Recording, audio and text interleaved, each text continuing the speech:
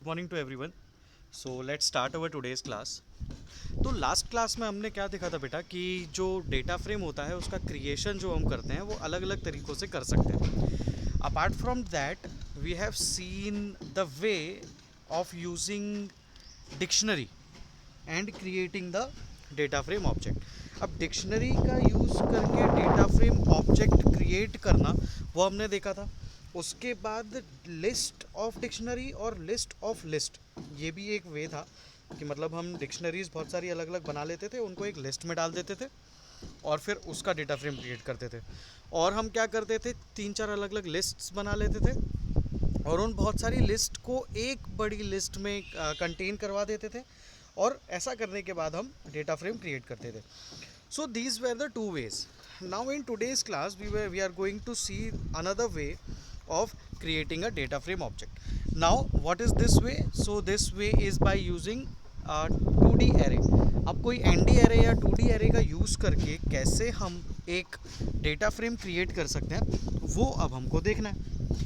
तो पहले तो ND array है क्या कंसेप्ट है, पहले तो हम इसको समझते हैं कि ND array है क्या। तो ये जो ND array होता है मतलब कि n डायमेंशनल एरेज जो होते हैं ये कहीं ना कहीं नमपाई का पार्ट होता है, ठीक है। Now being a part of नमपाई जब भी हम इसको लिखेंगे तो हमें लिखना पड़ेगा np डॉट एरे फंक्शन। जब कभी हम इसको डिफ़ाइन करेंगे तो हमेशा डिफ़ाइन करते टाइम हमको लिखना पड़ेगा np डॉट एरे फंक्शन, क्योंकि ये नमपाई का पार्ट है। इसके बाद सीधी सी बात, अगर नमपाई का पार्ट है तो इम्पोर्ट नमपाई भी तो करना पड़ेगा, इम्पोर्ट नमपाई एज np। तो ये सारी चीज़ें हैं जो हमको करना पड़ेंगी, क्योंकि ND एरे जो है ये n डायमेंशनल एरेज जो होते हैं ये नमपाई का पार्ट होते हैं। तो नमपाई का पार्ट होने के कारण हमें इंपोर्ट नमपाई एज np भी करना पड़ता है और हमें उसके बाद np डॉट एरे फंक्शन लगाकर उस एरे को क्रिएट करना पड़ता है। तो ये हुई कि NP एरे क्या कैसा दिखता है, मतलब कि उसमें क्या होते होंगे, बहुत सारे एरेज होते होंगे। जैसे सीरीज डेटा स्ट्रक्चर में क्या होता था, सिंगल कॉलम होता था। तो n डायमेंशनल एरे में क्या होते होंगे, मल्टीपल नंबर ऑफ कॉलम्स होते होंगे। तो यहाँ पर हम क्या करेंगे, मल्टीपल नंबर ऑफ कॉलम्स को क्रिएट करेंगे। जैसे कि देखो ये 1 2 3 और 4 5 6 ये मैंने ND एरे ले लिया, ठीक है। अब ये ND एरे ले लिया तो इस ND एरे को भी एक एरे के अंदर स्टोर करना पड़ेगा, मतलब हमें एक स्क्वायर ब्रैकेट के अंदर इन दोनों ND एरेज को स्टोर करना पड़ेगा। देखो ये चीज़ इन्होंने लिख कर बताई है, इसको पहले यहाँ पर देखते हैं कि इन्होंने कैसे लिख कर दिया हुआ है। देखो हमको क्या करना पड़ा, सबसे पहले तो कुछ भी एक वेरिएबल का नाम ले लिया। मैंने बोला कि ND एरे लगाना है मतलब np डॉट एरे फंक्शन लगाना पड़ेगा, तो हमने np डॉट एरे फंक्शन ले लिया। np डॉट एरे फंक्शन के अंदर दो हमने ले रखे हैं यहाँ पर एरेज 1 2 3 और 4 5 6, ठीक है। अब ये जो 1 2 3 और 4 5 6 एरे ले रखे हैं ये दो एरेज भी देखो एक बड़े स्क्वायर ब्रैकेट के अंदर कंटेन करके रखे हुए हैं। तो ऐसे ये नहीं भी लिखेंगे तो चलेगा, np डॉट इंट जो लिखा हुआ है ना यहाँ पर, ये वाली जो लाइन है np डॉट int 32, ये तो बस हमने एक डेटा टाइप डिफाइन किया हुआ है। If we don't define the data type as well so there is no such issue, उसमें भी कोई ऐसी दिक्कत नहीं आती, हम इसको यहाँ पर भी एंड कर सकते हैं। तो अगर हम ऐसा कर दें तो क्या होगा, हमारा एक ND एरे बन जाएगा और उस ND एरे में कितने एरेज होंगे, तो दो एरेज होंगे 1 2 3 और 4 5 6। ये दो एरेज का हमने एक ND एरे नमपाई का यूज़ करके बना लिया। अब हमें क्या करना है, इस ND एरे को अब हमको डेटा फ्रेम में कन्वर्ट करना है।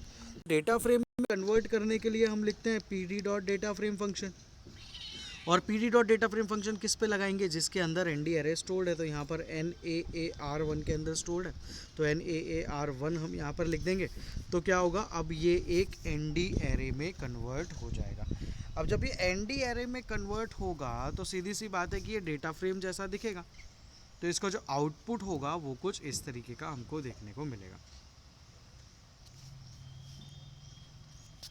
ये यहाँ पर क्या हुआ, 1 2 3 4 5 6 ये डेटा फ्रेम बन गया।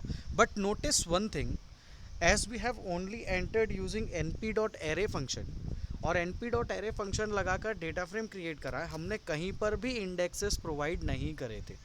जब हमने कहीं पर भी इंडेक्सेस प्रोवाइड नहीं करे तो आप देख सकते हो यहाँ पर जो ये इंडेक्स आया है, ये इंडेक्स अभी यहाँ पर 0 1 और यहाँ पर भी 0 1 2, ये इंडेक्स यहाँ पर आया। Means they have provided the default index to our data frame, but what if we need to create a index or column name of our choice।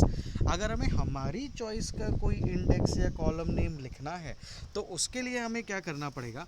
तो ये जो हम यहाँ पर लिख रहे थे ना pd dot data frame function, मैं एक बार जूम आउट करता हूँ फिर बताता हूँ।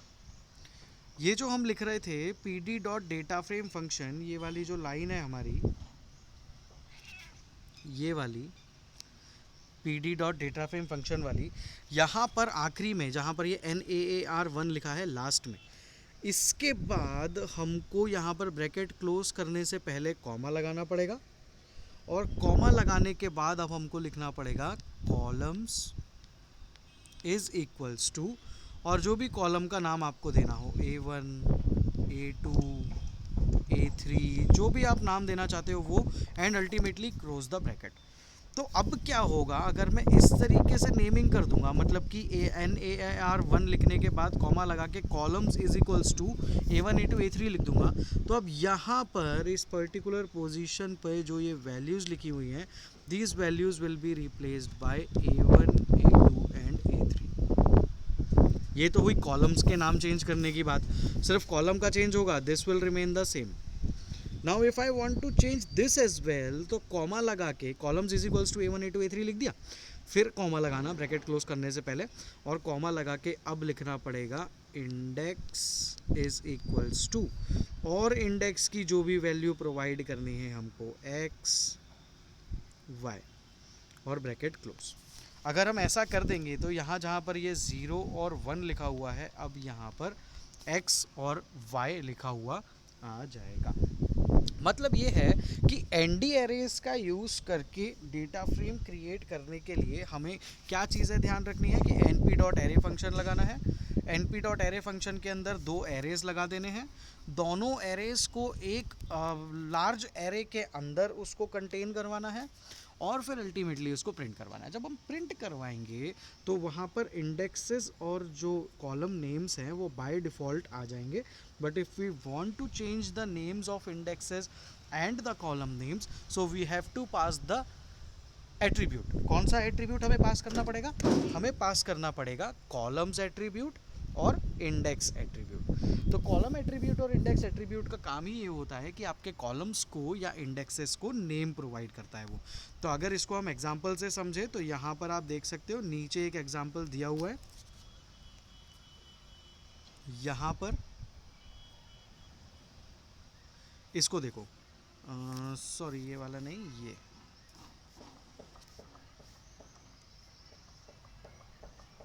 This one. यहाँ पर देखो df3 dot dtf3 is equals to pd dot data frame function.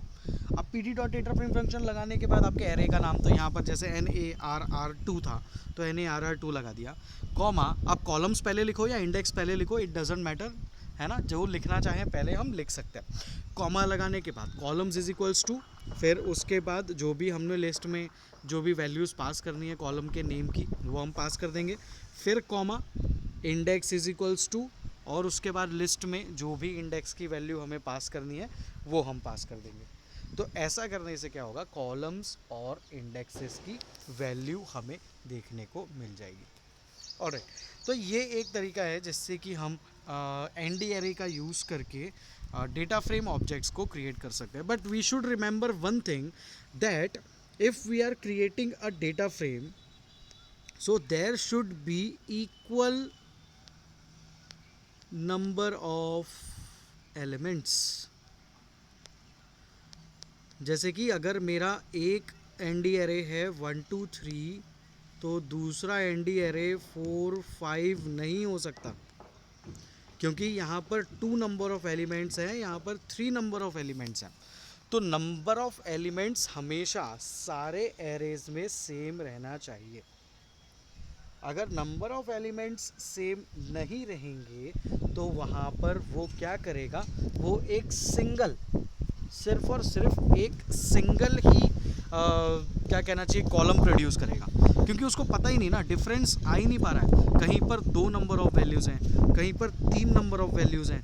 तो अगर ऐसा करोगे तो वो क्या करेगा, नैन वैल्यू नहीं प्रोड्यूस करेगा कहीं पर, वो सिंपली सबको एक ही कॉलम में जनरेट कर देगा। फॉर एग्जांपल यहाँ पर देखो, यहाँ पर इन्होंने क्या कर रखा है, एक एरे ले लिया 10.101.5 201.2, अगला एरे ले लिया 400 50 600 700, और तीसरा एरे ले लिया 212.3 301.5 405.2। मतलब क्या हो रहा है यहाँ पर 2 नंबर ऑफ एलिमेंट्स हैं, यहाँ पर 4 नंबर ऑफ एलिमेंट्स हैं, और यहाँ पर 3 नंबर ऑफ एलिमेंट्स हैं। Number of elements are varying in each and every array. जब हर एक एरे में नंबर ऑफ एलिमेंट्स वेरी करेंगे तो वो क्या करेगा, the output that will be produced will be like this. मतलब क्या किया उसने वेरिएशंस जो आ रहे थे उन वेरिएशंस को नहीं समझा और सिंपली एक सिंगल ज़ीरो कॉलम नेम पर सारी वैल्यूज़ को लिख दिया। Why? Because there was difference in number of elements in each and every array. So it was not specific कि आपको कितने नंबर ऑफ कॉलम्स बनाने हैं। तो अगर आप गलती से कोई एरे में कम नंबर ऑफ एलिमेंट्स ले लोगे और कोई एरे में ज़्यादा नंबर ऑफ एलिमेंट्स ले लोगे तो उस केस में आपको एरर देखने को मिलेगी और वो एक सिंगल कॉलम नेम आपको प्रोवाइड करेगा। Now for this they have given us one example number 27 and example number 28। तो हमें बताना है कि इसका आउटपुट क्या आएगा। तो चलो देखते हैं। Import pandas as P D, import numpy as N P, फिर N A R one is equals to N P dot array 11 12 13 14 15 16 दो एलिमेंट्स के 3 एरे लिए हैं और D F two is equals to P T dot data frame function लगा के A R are one मतलब इसको प्रिंट कर दिया है और print D T F two कर दिया। सीधी सी बात है, अगर आप ऐसा करोगे तो यही आउटपुट देखने को मिलेगा। क्लियर है? क्योंकि 11 12 13 14 15 16 ये नंबर ऑफ एलिमेंट्स थे, कहीं पर हमने कॉलम या इंडेक्स का नाम नहीं दिया। अब जब कॉलम और इंडेक्स का नाम नहीं दिया तो डिफ़ॉल्ट कॉलम नेम और डिफ़ॉल्ट इंडेक्स नेम हमको देखने को मिलेगा। तो यहाँ पर 0 1 और 0 1 2 ये डिफ़ॉल्ट इंडेक्स हमको देखने को मिल रहा है। ठीक है, again there is one more example which is given to us. ये मैं स्क्रीनशॉट्स शेयर कर दूंगा एग्जाम्पल्स के, ताकि आप एक बार और देख लो क्लास के बाद। Example number 28, write a program to create a data frame from a 2D array as shown below. अब आपको इन्होंने बोला है कि 2D एरे का यूज़ करके ऐसा डेटा फ्रेम बना दो। अब जब ऐसा डेटा फ्रेम बनाना है तो इन्होंने भी अभी भी कहीं पर कॉलम और इंडेक्स का नाम नहीं दिया। अब जब कॉलम और इंडेक्स का नाम नहीं दिया तो सिंपली जो लाइन मैटर करेगी वो होगी ये वाली, N P dot array function, एक बड़ा स्क्वायर ब्रैकेट और उस बड़े स्क्वायर ब्रैकेट के अंदर तीनों हमारे एरेज। तो पहला एरे था 101 113 124, दूसरा था 130 140 200, तीसरा था 115 216 एंड 217। जब हम इस तरीके से इन एरेस को एक बड़े एरे के अंदर प्लेस कर देंगे और अल्टीमेटली एट लास्ट हम इसको प्रिंट करेंगे तो हमें जो ये आउटपुट चाह रहे हैं वो आउटपुट देखने को मिल जाएगा। Is it clear? ये वाला एग्जाम्पल क्लियर है क्या?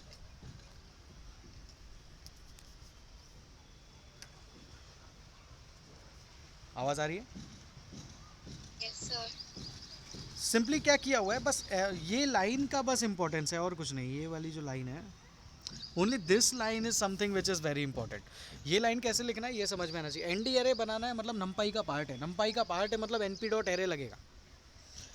अब जब एन पी डॉट एरे लगेगा तो उसके अंदर भी स्क्वायर ब्रैकेट्स में वैल्यूज़ पास करेंगे और ये सारी वैल्यूज़ को एक बड़े स्क्वायर ब्रैकेट के अंदर लिख देंगे। बस इतना किया, हमारा एन डी एरे का यूज़ करके डेटा फ्रेम क्रिएट हो जाएगा। आगे बढ़ते हैं। हाँ, उसके बाद इन्होंने बताया कि देखो हमने जो तरीके देखे थे उसमें कौन कौन से तरीके थे कि डिक्शनरी का यूज़ करके कैसे क्रिएट कर सकते हैं data frame, N D array का यूज़ करके कैसे क्रिएट कर सकते हैं डेटा फ्रेम। उसके बाद थर्ड वे था कि सीरीज़ ऑब्जेक्ट्स का यूज़ करके कैसे डेटा फ्रेम क्रिएट कर सकते हैं। तो हम हमारे थर्ड वे की तरफ आए हैं अब, जिसमें बताया गया है कि सीरीज़ डेटा फ्रेम का यूज़ करके कैसे डेटा फ्रेम क्रिएट कर सकते हैं। यहाँ पर फोर्थ वे इसलिए लिखा हुआ है क्योंकि उन्होंने लिस्ट ऑफ डिक्शनरी और लिस्ट ऑफ लिस्ट, वो जो डिक्शनरी के दो पार्ट थे उनको दो अलग अलग कंसिडर किया हुआ है इसलिए। नेक्स्ट टाइप जो है हमारा वो है creating a data frame from a 2D dictionary with values as series objects. अब सीरीज ऑब्जेक्ट्स का यूज़ करके हमको डेटा फ्रेम ऑब्जेक्ट क्रिएट करना है। एक बात ध्यान रखना, जब सीरीज ऑब्जेक्ट्स का यूज़ करके डेटा फ्रेम देखो सीरीज का यूज़ करके जब डेटा फ्रेम क्रिएट करना होता है तो वहाँ पर हमें डिक्शनरी का यूज़ करना पड़ेगा। ये चीज़ आप ध्यान रखना। सीरीज ऑब्जेक्ट्स का यूज़ करके अगर डेटा फ्रेम ऑब्जेक्ट क्रिएट करना है तो हमें डिक्शनरी का यूज़ करना पड़ेगा। ऑलराइट, अब डिक्शनरी का कैसे यूज़ करेंगे, कहाँ यूज़ करेंगे, वो अब हम समझते हैं। सबसे पहले तो सीरीज ऑब्जेक्ट्स हम बना लेते हैं। देखो एग्जाम्पल जैसे कि इन्होंने बताया हुआ है, इस एग्जाम्पल को ही लेके चलते हैं जो इन्होंने हमें दिया हुआ है। देखो यहाँ पर इन्होंने क्या किया है, एक स्टाफ नाम का वेरिएबल लिया है, उसमें एक सीरीज फंक्शन लगाकर एक सीरीज ऑब्जेक्ट क्रिएट किया है, pd dot series function. Series ऐसे ही बनाते थे, pd डॉट सीरीज फंक्शन। अब pd डॉट सीरीज फंक्शन लिखने के बाद एक सीरीज बनाई जिसमें वैल्यू डाली 20, 36, 44। दूसरी सीरीज बनाई, उसका नाम दिया salaries. pd dot series function लगाया, सैलरीज डाल दी 1,66,000, 2,46,000, 5,63,000। सैलरीज भी इनपुट हो गई। अब क्या हुआ, हमारी सीरीज तो बन चुकी है, हमें सीरीज का यूज़ करके डेटा फ्रेम ऑब्जेक्ट क्रिएट करना था। We are done with creation of series. Series बन जाने के बाद अब हमें यूज़ करना पड़ता है डिक्शनरी का। जब आपकी सीरीज बन जाए तब आपको डिक्शनरी का यूज़ करना पड़ेगा। हाउ डिक्शनरी का यूज़, तो देखो हमें अब क्या करना पड़ेगा, एक और नया वेरिएबल लेना पड़ेगा। तो इन्होंने जैसे ले लिया है स्कूल फॉर एग्जांपल, कुछ भी A1, A2, A3, dict1, dict2 कुछ भी नाम दे सकते हैं। इन्होंने ले लिया स्कूल। अब की वैल्यू पेयर में हमें वैल्यूज़ पास करनी है। हमारी वैल्यूज़ क्या क्या हैं सबसे पहले वो समझो। हमारी वैल्यूज़ हैं 20, 36, 44 और हमारी वैल्यूज़ हैं 1,66,000, 2,46,000, 5,63,000। ये हमारी वैल्यूज़ हैं, ठीक है। अब ये हमारी वैल्यूज़ हैं और डिक्शनरी होता है की वैल्यू का पेयर। हमारे पास ये चीज़ है, हमारे पास वैल्यूज़ हैं, हमें की के लिए कोई वैल्यू प्रोवाइड करनी पड़ेगी, ठीक है। वैल्यूज़ हैं हमारे पास, हमें की के लिए कोई वैल्यू प्रोवाइड करनी है, तो की को क्या नाम दें, तो यहाँ पर देखो इन्होंने की को नाम दे दिया पीपल और यहाँ पर इन्होंने की को नाम दे दिया अमाउंट। स्टाफ और सैलरीज तो ऑलरेडी हमारा डिफाइंड है, ये रहा, है ना। स्टाफ और सैलरीज तो ऑलरेडी डिफाइंड है, वो वैल्यू में हमने डाल दिया। बट की जगह पर क्या लिखे हैं, तो की जगह पर हमने कुछ भी जो हम नाम दे सकते थे हमने दे दिया, जैसे कि फॉर एग्जांपल पीपल और अमाउंट। जब हम इस तरीके से पीपल और अमाउंट नाम दे देंगे की के लिए, तो क्या होगा, ये जो हमने पीपल और अमाउंट लिखा है ये हो जाएगा हमारा कॉलम का नाम। ये देखो पीपल और अमाउंट जो हमने लिखा वो क्या हो गया, वो हो गया हमारे कॉलम का नाम। और जो भी वैल्यूज़ हमने प्रोवाइड की थी वो सारी की सारी वैल्यूज़ हमें यहाँ पर देखने को मिल रही हैं। ऑलराइट, तो इस तरीके से सीरीज ऑब्जेक्ट क्रिएट करते टाइम हमको डिक्शनरी का यूज़ करना पड़ता है, ठीक है। डिक्शनरी का यूज़ क्यों करना पड़ रहा है, क्योंकि हमें कॉलम का नाम देना था, तो हमने डिक्शनरी का यूज़ करके कॉलम को नाम दे दिया। अब डिक्शनरी कैसे बनती है, तो की वैल्यू पेयर्स से बनती है। हमारे पास वैल्यूज़ तो हैं, सीरीज ऑब्जेक्ट हमने बना रखा है, हमारे पास वैल्यूज़ तो है, हमारे पास की नहीं है। तो हमने क्या किया, की वैल्यू पेयर में की वैल्यू रैंडमली हमें जो मन से देनी थी हमने दे दी। जो भी वैल्यू हम मन से देंगे वो वैल्यू क्या बन जाएगी, अब कॉलम का नाम बन जाएगी, और जो हमारी वैल्यूज़ थी वो तो एज इट इज़ प्रिंट हो जाएगी। एज़ फॉर नाउ हमने कोई इंडेक्स वैल्यू प्रोवाइड नहीं करी थी, तो आप देख सकते हो इंडेक्स वैल्यू 012 है। अगर आप वैल्यू इंडेक्स वैल्यू चेंज करना चाहते हो तो यहाँ पर इस पॉइंट पर जहाँ पर ब्रैकेट क्लोज हुआ है यहाँ पर कॉमा लगाकर आपको लिखना पड़ेगा इंडेक्स इज इक्वल्स टू, और फिर जो भी इंडेक्स की वैल्यूज़ आपको प्रोवाइड करनी है वो प्रोवाइड करने के बाद फिर आपको ब्रैकेट क्लोज करना पड़ेगा। तो जब कभी इंडेक्स का नाम देना है तो ऐसा हमको करना पड़ता है। सो ये एक तरीका है जिसका यूज़ करके हम सीरीज़ ऑब्जेक्ट्स को क्रिएट कर सकते हैं। आगे देखते हैं, एक एग्जाम्पल दिया हुआ है, एग्जाम्पल देखो थोड़ा अच्छा एग्जाम्पल है ये। इसमें इन्होंने क्या बोला है, consider two series objects staff and salaries that store the number of people in various office branches and salaries distributed in these branches respectively.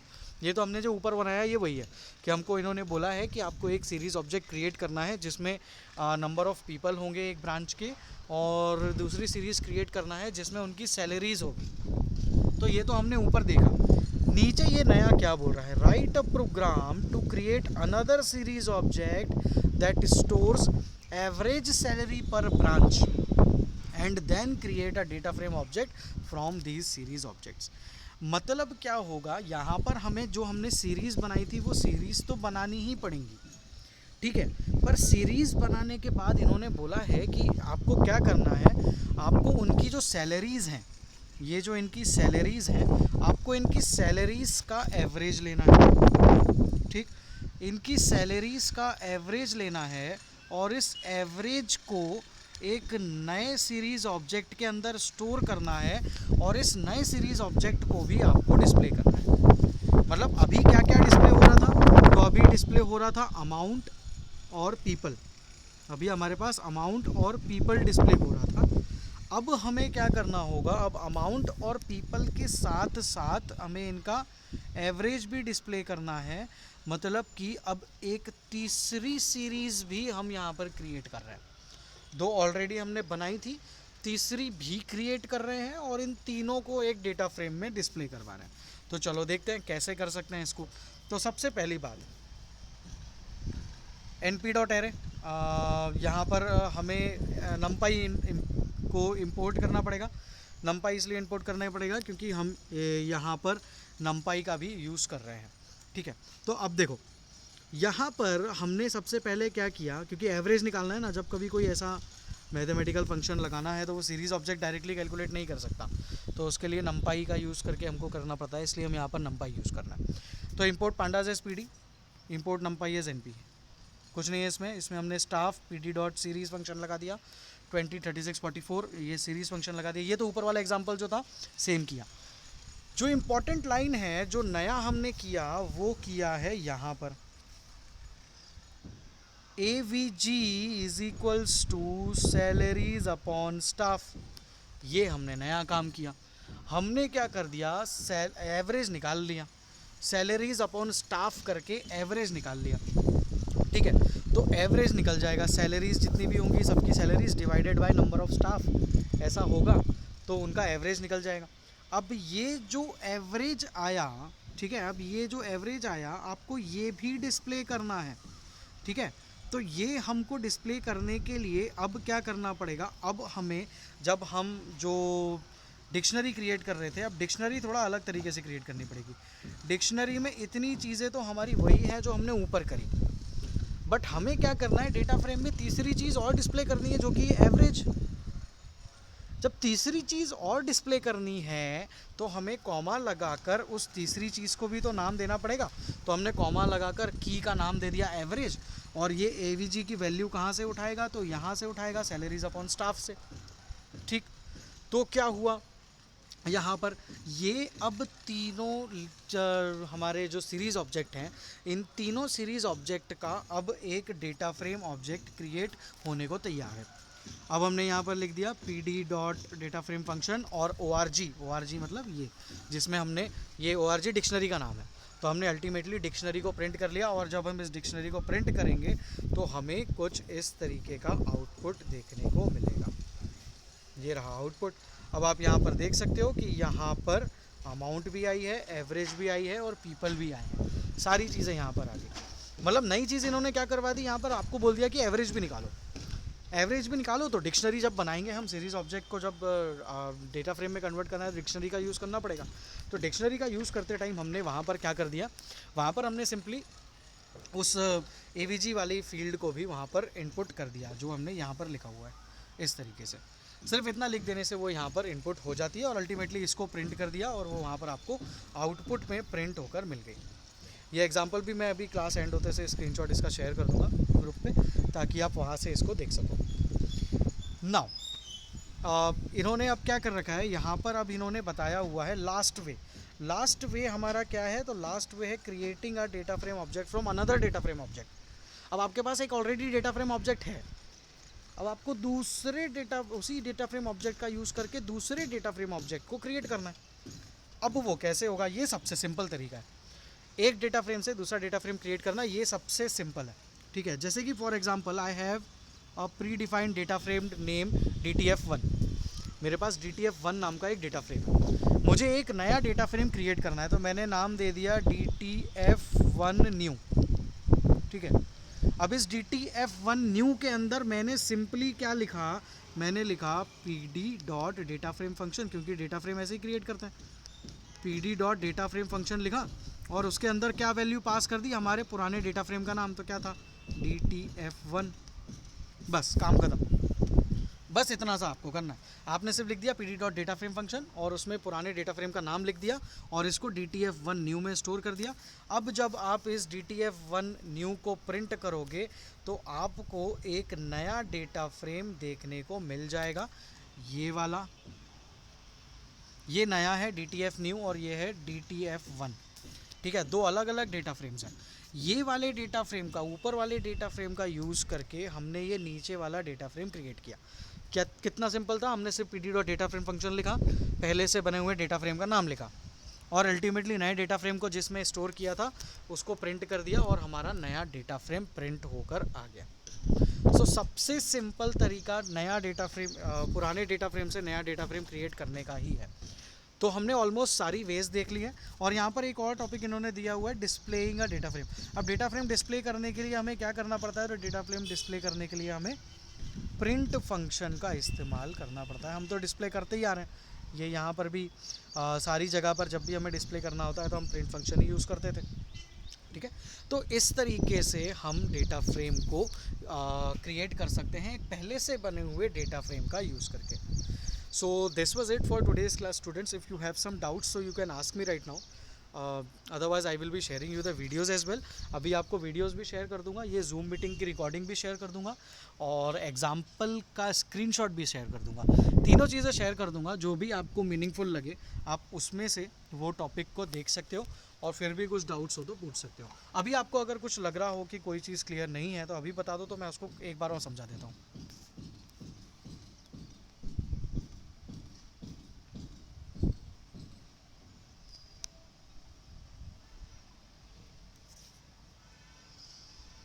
Okay, so students, this was it for today's class.